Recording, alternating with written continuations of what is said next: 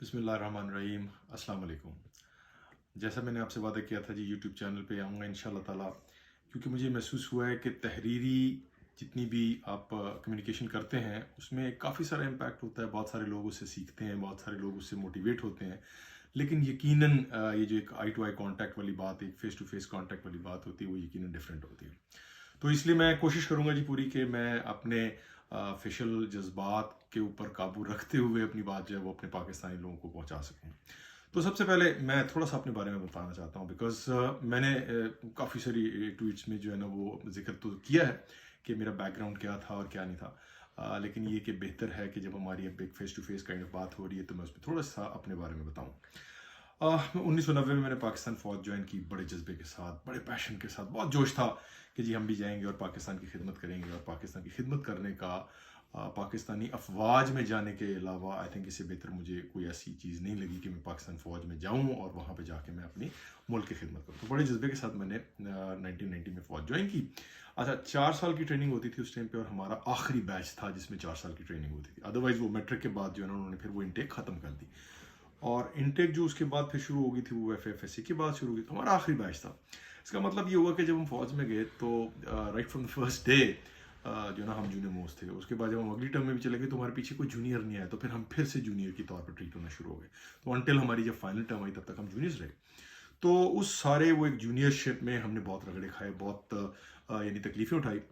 But any way جب میں pass out ہوا 94 میں تو میں ایک اچھے کیٹیگری میں تھا۔ یقیناً میں پہلے جو ہے نا وہ 20 میں انیشیلی تو پہلے 3 ٹرمز میں پہلے 5 میں کہیں رہتا تھا، اور اس کے بعد جو ہے نا وہ آخر میں بیکاز آف مائی چوائس کہ میں انفینٹری یا آرمرڈ میں یا آرٹلری میں نہیں جاؤں گا، فائٹنگ فورسز میں نہیں جاؤں گا، بیکاز میں پڑھائی میں تھوڑا بہتر تھا،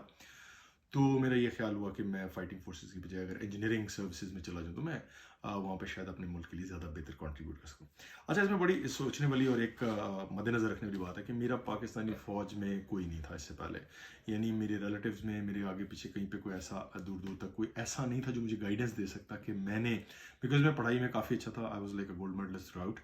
اور میں نے جب میں اکیڈمی میں آفٹر میٹرک گیا تو ایون یہ ہوا کہ وہاں پہ میں نے اپنی جو 14 سال کا ریکارڈ تھا اس کا، وہ پوری ہسٹری کا وہ ریکارڈ بریک کیا۔ اچھا، جب میں اب آگے آیا تو پتہ چلا کہ جی آپ انجینئرنگ سروسز میں اگر چلے جاتے ہیں تو میں انجینئرس کور آف انجینئرز میں نہیں جا سکتا ہوں، کور آف سگنلز میں چلا گیا۔ Corps of signals related to communications جو سارے آپ کے مواصلاتی نظام دیتی ہے، تو میں کوشش کروں گا اس کو بریف رکھنے کے لیے۔ تو میں جب وہاں پہ گیا تو سنس میں سگنلز میں جانے والوں میں سب سے ٹاپ پہ تھا، تو مجھے رائٹ فرام ویری اسٹارٹ انہوں نے مجھے لگا دیا کہ جی آپ، ہماری ایک بڑی ٹریڈیشنل یونٹ تھی، اور مجھے انہوں نے اس میں لگا دیا کہ آپ کبھی جب جنرل صاحب آ رہے ہیں، کبھی بریگیڈ صاحب آ رہے ہیں، کبھی کور کمانڈر آ رہا ہے، کبھی جی او سی آ رہا ہے، تو مجھے اس کے ساتھ جو ہے نا ان کے ساتھ مجھے رہنے کا موقع ملا، اور بالکل پہلے کہہ لیں کہ 3 ماہ کے دوران ہی میں نے یہ دیکھ لیا،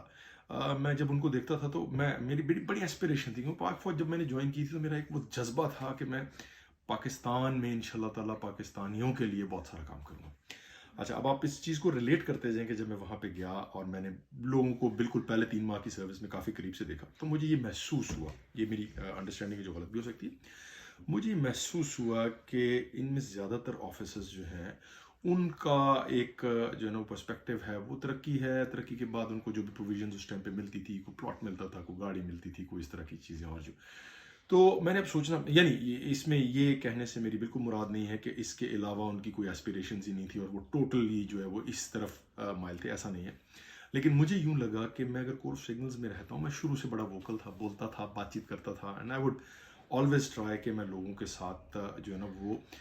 ایسے دلائل کے ساتھ بات کروں کہ جو ان کو تھوڑا سا کوشچن میں ڈال دیتی تھی، اینڈ بیکاز آف دیٹ مجھے ہمیشہ یہ محسوس ہوا کہ اگر میں پاکستانی فوج میں رہا تو مجھے اپنے کویسچن پوچھنے والے اور اس طرح کسی مطلب جب آپ اپنے سینئرس کو کویسچن کرتے ہیں، کسی بھی چیز پہ دلیل مانگتے ہیں، کسی چیز کی وجہ مانگتے ہیں، تو دے آر جنرلی وہ نا اوفینڈیڈ فیل کرتے ہیں، وہ تھوڑا سا اس کو چیز بہت اچھا نہیں فیل کیا جاتا، ٹھیک ہے، فوج کا ایک اپنا طریقہ کار ہے۔ اچھا جی، ہوا یہ کہ مجھے یوں لگا کہ میں فوج میں زیادہ ترقی نہیں کر سکوں گا، ہاں میں چونکہ لائق تھا، سمجھدار بھی شاید اس زمانے میں تھوڑا سا تھا، تو مجھے یہ اندازہ تھا کہ میں بریگیڈیئر رینک تک پہنچ جاؤں گا لیکن جنرل نہیں بن سکوں گا۔ اچھا، کور آف سگنلز میں ایک جنرل ہوتا تھا اس ٹائم پہ، اور وہ سگنل چیف ہوتا تھا۔ اب میں سگنل چیف کے ساتھ بھی بہت دفعہ مجھے رہنے کا موقع ملا، تو مجھے اندازہ یہ ہوا کہ سگنل چیف جو ہے وہ بہت زیادہ کنٹریبیوشن جو ہے نا وہ شاید وہ نہ دے سکے گا۔ تو اب مجھے یہ لگا کہ اگر میں بریگیڈیئر بنوں گا تو بریگیڈیئر بن کے تو صرف میری کنٹریبیوشن اتنی سی رہے گی کہ میں اپنی گاڑی لے لوں، اپنا بنگلہ لے لوں، اپنی چیزیں جو اپنی پرکس ہیں ان کو انجوائے کروں. سو آئی ول بی لائک ایک میں مشینری کا، بڑی مشینری کا ایک حصہ چھوٹا سا بنوں گا. تو اس وجہ سے میں نے کیا کیا کہ میں نے کہا یار میں ریزگنیشن دیتا ہوں. تو پہلے 3 مہینے کے بعد فرسٹ 3 months in 94 میں نے ریزائن دے دیا. اب میں نے وہ ریزائن دیا تو وہ ریزائن جو ہے انہوں نے اٹھا کے میرے منہ پہ مار دیا. انہوں نے کہا جی جمعہ 8 دن ہوئے آپ کو فوج میں آئے، آپ کو کسی چیز کا پتہ ہی نہیں ہے، ابھی تو آپ کو یہی نہیں پتا کہ فوج ہوتی کیا ہے، تو آپ کا ریزائن جو ہے نا وہ ایکسیپٹ بالکل نہیں ہو سکتا. تو بس اس کے بعد ایک لمبی سٹوری جی، چلتا گیا اور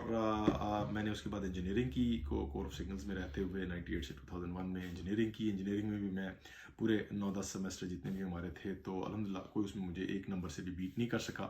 ان دا اینڈ جب ہماری انجینئرنگ کمپلیٹ ہوئی تو اس کے بعد میں نے شروع کر دی کوشش کہ مجھے کہیں باہر کا اسکالرشپ مل جائے، because I was really interested کہ میں فوج سے باہر نکلوں، میں پاکستان کے لیے کوئی ایسی کنٹریبیوشن کروں جہاں سے میرے ملک کو بہت فائدہ ہوگا. اچھا، اس سارے جذبے کے ساتھ، اس ساری چیز کے ساتھ مجھے پاک فوج سے جانے نہیں دیا گیا. یقیناً اس میں اپنی مسئلے تھیں. اللہ تعالیٰ کی جو ہے نا وہ ایک ہر چیز کا اللہ تعالیٰ کا ایک سسٹم ہے. اچھا، 2005 میں یہ ہوا کہ میں ہارورڈ میں گیا. ہارورڈ یونیورسٹی آپ کو پتہ دنیا کی مشہور یونیورسٹی ہے. 2005 میں جب میں ہارورڈ میں گیا تو وہاں پہ مجھے کو 2-3 ماہ رہنے کا موقع ملا. ان کے پروفیسرز نے مجھے ایک اسکالرشپ آرگنائز کر کے دی اور اس اسکالرشپ پہ مجھے وہ ہارورڈ میں پڑھنے کا ایک چانس ملا. بدقسمتی یا آئی ووڈ سے کہ اللہ تعالیٰ کی مشیت ایسے تھی کہ مجھے اس ٹائم پہ بھی پاکستان فوج نے واپس بلا لیا کہ جی آپ واپس ہیں. حالانکہ وہ پروگرام اگلے سال کے لیے تھا، لیکن جب مجھے پاکستان فوج نے واپس بلایا تو یقیناً میں تو ایک چھٹیوں پہ گیا ہوا تھا، واپس آیا، پاکستان فوج جوائن کی اور اس کے بعد انہوں نے میرا وہ ہارورڈ کا اسکالرشپ جو ہے نا اس میں انہوں نے مجھے وہ ڈینائی کر دیا کہ جی آپ باہر نہیں جا سکتے. And that was the last time جب میں نے پھر ایک دفعہ دوبارہ سوچا، بیکاز ہوتا یہ کہ جب آپ اگر ریزائن کرتے ہیں تو ریزائن آپ کا ایکسیپٹ بھی نہیں ہوتا، اور ریزائن ایکسیپٹ نہیں ہوتا تو وہ آپ کے نا وہ پیپرز میں ڈوزیئرز میں آپ کے لگا دیتے ہیں. تو وٹ ہیپنز از کہ آپ کے ڈوزیئر میں جب وہ لگ جاتا ہے تو جب ترقی کی باری آتی تو آپ کو ترقی بھی نہیں ملتی، تو آپ کام بھی کر رہے ہیں آپ کو ترقی بھی نہیں مل رہی، تو you are just nowhere. So 2007 was the time جب میں نے ریزائن کر دیا اور میں فوج سے باہر نکلا. اچھا جی، تو فوج سے باہر نکلنے کے بعد پھر یقیناً 2007 کے بعد ابھی مجھے تقریباً 16-17 سال ہو گئے ہیں کہ میں پاکستان فوج سے باہر نکلا. پاکستان فوج ایک خوبصورت ترین اداروں میں سے تھا. میں بڑے جذبے کے ساتھ گیا تھا وہاں پہ. جو میری اپنی سوچ تھی وہ یقیناً اس کے ساتھ شاید میچ نہیں ہو رہا تھا، لیکن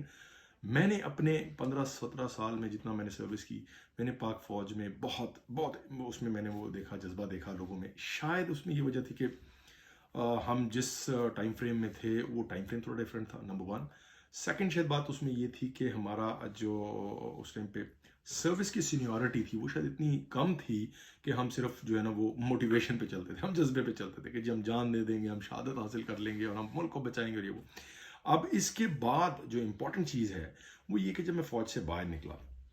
تو مجھے یقین یہ شوق تھا ہمیشہ سے رہا تھا کہ پاکستان کے لیے کوئی کام کرے. فوج سے باہر نکل کے تو کافی دور آ گئے، لیکن ملک سے باہر آ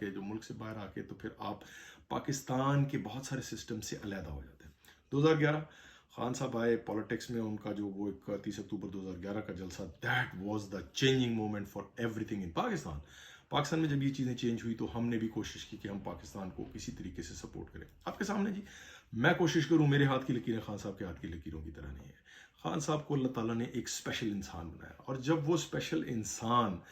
جب وہ کھڑا ہو گیا اس راستے کے لیے، اس چیز کے لیے کہ وہ پاکستان کے نوجوانوں کو، پاکستانی قوم کو آزادی کی طرف لے کے جائے گا، تو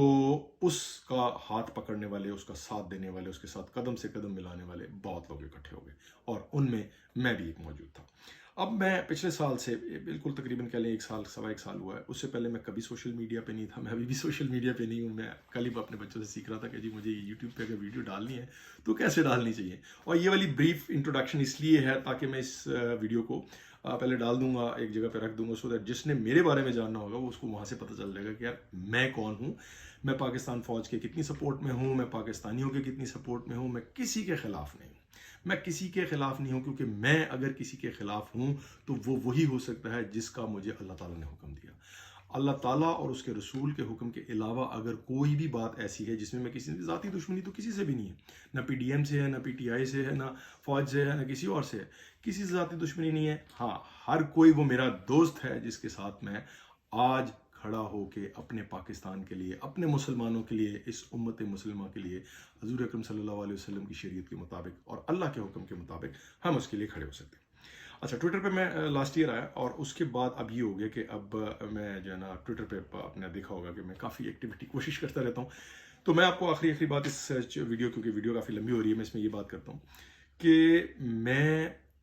कोई खबरें देने वाला नहीं हूँ, क्योंकि मेरे पास यकीनन मेरे कोर्समेट्स पिछले साल, आई थिंक पिछले साल जर्नल्स प्रमोट हुए हैं। तो अब आपके लिए अंडरस्टैंडिंग वाली बात है कि जो जर्नल की प्रमोशन जोन में होता है, for example last year brigadiers थे तो वो जर्नल प्रमोट होने वाले थे, तो यकीनन उनमें से कोई नहीं बोलता था। दुनिया है जी, उनको भी अपने अपने पर्क्स हैं, उन्होंने भी 28-30 साल मेहनत की है। अनफॉर्चुनेटली या फॉर्चुनेटली मेरा सोचने का तरीका उनसे मुख्तलिफ है। मैं सोचता हूँ कि अगर आपका पाकिस्तान के लिए आपकी एक इंटेग्रिटी अगर आपकी जना कहीं से भी उसके ऊपर सवाल या निशान उठता है, तो डेफिनेटली उसके ऊपर आपको बहुत दफ़ा सोचना चाहिए, ज़ाती फ़ायदा हो या ना हो। बहरहाल, तो इसलिए मेरे पास ख़बरें तो बहुत ज़्यादा नहीं होती जी। मैं बहुत ज़्यादा ख़बरें मैं बस मीडिया से पकड़ता हूँ ख़बरें, मैं सोशल मीडिया देखता हूँ वहाँ से। हाँ, उन ख़बरों को इंटरप्रेट करना, अब उसको इंटरप्रेट करने की क्या है कि उसको इंटरप्रेट करके तज्जिया हर कोई दे देता है। मुझे कहीं उन्हें भी राय जी तज्जिया निगार है, तो मैं जनरली स्पीकिंग में ये कहूँगा कि मैं विजन शेयर कर सकता हूँ, मैं आपके साथ प्लानिंग शेयर कर सकता हूँ, मैं आपके साथ ये कर सकता हूँ, बिकॉज मैं थ्रू आउट माई लाइफ मैंने बिलियंस ऑफ डॉलर्स के प्रोजेक्ट्स करवाए हैं, प्रोग्राम्स करवाए हैं, डिलीवरी करवाई है। तो उसमें मुझे